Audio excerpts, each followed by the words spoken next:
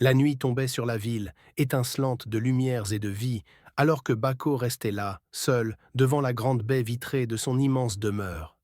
Derrière son apparence imposante et ses épaules voûtées par la fatigue se cachait un homme rongé par une solitude dévorante. Riche, brillant et respecté, il possédait tout ce que le monde pouvait offrir, sauf l'amour véritable. Depuis son enfance, Bako avait appris que, pour certains, son corps n'était qu'un sujet de moquerie, un prétexte pour des humiliations silencieuses mais brutales. Dès les premières lueurs de sa jeunesse, il avait été confronté à un monde impitoyable qui ne voyait en lui qu'un géant grotesque plutôt qu'un être humain. Les moqueries, les regards de dégoût, les sourires faux des femmes qui l'approchaient uniquement pour son argent, cette réalité l'avait enfermé dans une bulle où la peur du rejet devenait son ombre inséparable. Mais dans cette nuit paisible, une question le hante. Est-il condamné à vivre sans jamais connaître l'amour authentique? Bako n'a pas toujours été l'homme riche et influent qu'on connaît aujourd'hui. Né dans une famille modeste d'un village reculé, il a toujours été différent. Dès son enfance, son corps grandissait plus vite que ceux de ses camarades, et son poids était déjà un sujet de curiosité et de moquerie. Ses parents, bien que présents et aimants, ignoraient que la génétique jouait un rôle important dans la corpulence de Bako. Dans sa famille, plusieurs de ses ancêtres présentaient un physique imposant, mais dans un monde où la minceur est souvent valorisée, Bako devenait facilement la cible de railleries. À l'école, il subit de plein fouet la cruauté de ses pairs. Dès qu'il entra en classe, des rires étouffés l'accueillaient, des chuchotements remplis de moqueries qui le suivaient dans chaque couloir. Les surnoms comme Gros ours ou Tonneau roulant résonnaient dans la cour de récréation, et ces mots, qui montraient des anodins pour les autres, laissaient des cicatrices profondes dans son cœur. À chaque fois qu'il essayait de se rapprocher de ses camarades, de jouer avec eux ou d'établir des liens, il se retrouvait rejeté, traité comme un étranger, ou même bousculé sans raison. Les repas devinrent pour Bako un refuge, un moyen d'échapper à la douleur. Chaque bouchée semblait atténuer les chagrins, même si ce soulagement était temporaire. En grandissant, cette habitude alimentaire prend de l'ampleur et malgré ses tentatives pour contrôler son poids, la génétique et les blessures émotionnelles rendaient chaque effort vain. Son corps continue de prendre du volume et avec lui, sa souffrance enfla.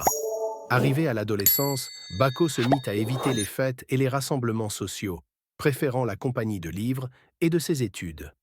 Il se montra brillant et déterminé, utilisant son intelligence et son ambition pour se construire une carrière solide, espérant que le succès pourrait combler le vide laissé par les années de solitude et de rejet. Mais même avec les diplômes et le succès, le regard des autres restait impitoyable. Désormais adulte et financièrement aisé, il se sentait encore comme ce jeune garçon moqué et humilié. Sa richesse ne fit qu'accentuer son isolement. Les femmes semblaient s'intéresser à lui uniquement pour son argent, et malgré sa gentillesse, son physique faisait de lui quelqu'un à éviter dans les cercles mondains. Son immense maison, ses voitures de luxe et ses beaux costumes n'arrivaient pas à masquer la solitude qui l'étouffait. Il passait souvent ses soirées seul, debout face à la baie vitrée de sa chambre, observant la ville illuminée sans personne avec qui partager ses réussites. Bako avait beau être riche, intelligent et généreux, cela ne suffisait jamais à combler les regards glacés que lui lancèrent les femmes dès qu'elles voyaient sa corpulence. Chaque fois qu'il tentait de s'ouvrir à l'amour, l'histoire se répétait, cruelle et implacable. Il était le géant bienveillant que tout le monde aimait dans la lumière, mais qu'on méprisait dans l'ombre. Les femmes prenaient son affection comme un dû, mais leur désir n'était jamais pour lui, seulement pour ce qu'il pouvait leur offrir. Les premiers émois amoureux de Bako avaient été un désastre. Il se rappelait encore cette jeune femme, Amina, avec qui il avait osé rêver d'une relation sincère. Elle le couvrait de compliments sucrés, l'appelant son homme spécial avec une tendresse qui lui semblait sincère. Un soir, il l'avait invitée dans un restaurant chic, espérant faire de cette soirée un moment inoubliable. Mais lorsqu'il s'était éclipsé quelques minutes, il l'avait entendu parler à une amie sans savoir qu'il était tout près. Tu sais, il n'est qu'une grosse tirelire ambulante. Tu devrais voir comme il mange. Répugnant. Mais bon, au moins, il peut payer toutes mes factures. Cette phrase s'était enfoncée dans son cœur comme une lame, lui rappelant que, pour elle, il n'était rien de plus qu'un portefeuille. Après cette trahison, il s'était juré de ne plus se laisser tromper. Pourtant, la solitude finissait toujours par le rattraper, le poussant à espérer à nouveau.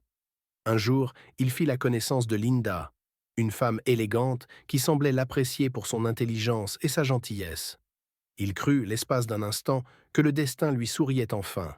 Mais la réalité se révéla encore plus cruelle. Linda lui glissait subtilement qu'elle avait besoin d'un sac de marque, de bijoux étincelants ou de vacances dans des lieux paradisiaques. Elle semblait l'aimer, mais dès qu'il hésitait à sortir sa carte, son sourire s'effaçait pour laisser place à un regard méprisant. Avec tout ce que tu as, tu ne pourrais pas être un peu plus généreux? Lui lançait-elle avec froideur, le faisant se sentir coupable de ne pas en faire assez pour une femme qui ne ressentait rien pour lui. Et puis, il y avait Sarah, une autre rencontre marquée par l'humiliation. Elle l'avait regardé avec une pitié déguisée en amour, lui répétant sans cesse qu'elle passait au-dessus de son apparence parce qu'elle avait un grand cœur. Pourtant, lors d'une soirée entre amis, alors qu'elle pensait qu'il ne pouvait pas l'entendre, elle plaisantait sur son poids avec cruauté. Vous n'avez jamais vu un homme aussi énorme que lui. Il est mon petit projet de charité. Peut-être qu'un jour, il aura la chance de me mériter. Ces paroles avaient sonné comme une condamnation, le forçant à réaliser qu'elle ne voyait en lui qu'un moyen de se donner l'image de la femme charitable tout en le rabaissant auprès des autres. Chaque relation était marquée par des piques, des moqueries subtiles, des regards dégoûtés qu'il surprenait lorsqu'elle pensait qu'il ne les voyait pas. Il y en eut une, Maria, qui, lors d'un dîner, s'était éloignée de lui en public en prétextant qu'elle ne voulait pas qu'on sache qu'ils étaient ensemble, de peur d'être jugée pour avoir choisi un homme de sa carrure.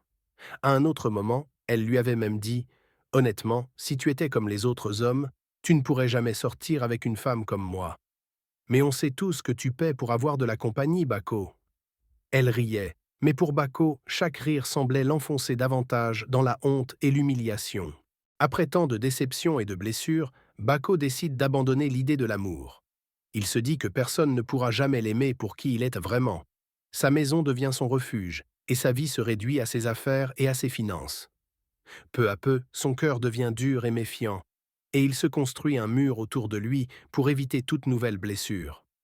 Un soir pluvieux, alors que Bako rentre chez lui, après une longue journée de travail, il ne voit pas une jeune femme traverser la route et, dans un malheureux accident, il l'a percutée avec sa voiture.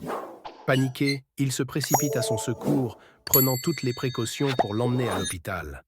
À partir de ce moment, sa vie commence à changer. Bako veille sur Amina, jour après jour, s'assurant qu'elle a tout ce dont elle a besoin pendant sa guérison. Peu à peu, ils commencent à se connaître. Amina, bien que méfiante au départ, perçoit la bonté et la sincérité de Bako. En tant qu'orpheline sans famille, elle est touchée par son attention et sa bienveillance. Au fil du temps, elle découvre un homme généreux et attentionné, bien loin de l'image de l'homme riche et distant qu'elle aurait pu imaginer. Amina commence à ressentir des sentiments profonds pour Bako, impressionnée par son intégrité et sa gentillesse. Elle voit au-delà de son apparence, s'attachant à son âme et à son cœur. Bako, qui n'a jamais pensé qu'une femme pourrait l'aimer sincèrement, est surpris et ému par la douceur d'Amina. Pour la première fois, il se permet de croire en l'amour.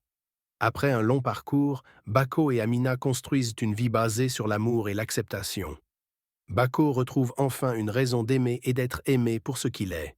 Leur histoire devient un exemple d'amour authentique, loin des superficialités et des attentes sociales. L'histoire de Bako nous rappelle une vérité poignante, une leçon que beaucoup ignorent jusqu'à ce qu'il soit trop tard. Nous vivons dans un monde rapide à juger, où les apparences deviennent des verdicts, et où la compassion semble une denrée rare.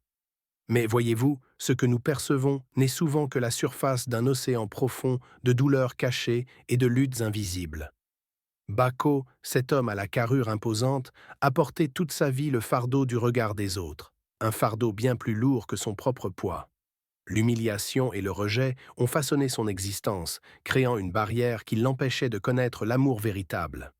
Pourtant, malgré ses blessures, il a continué à tendre la main, espérant qu'un jour, quelqu'un verrait au-delà de son physique pour apercevoir la richesse de son cœur. En réalité, Bako n'était pas emprisonné par son corps, mais par nos préjugés.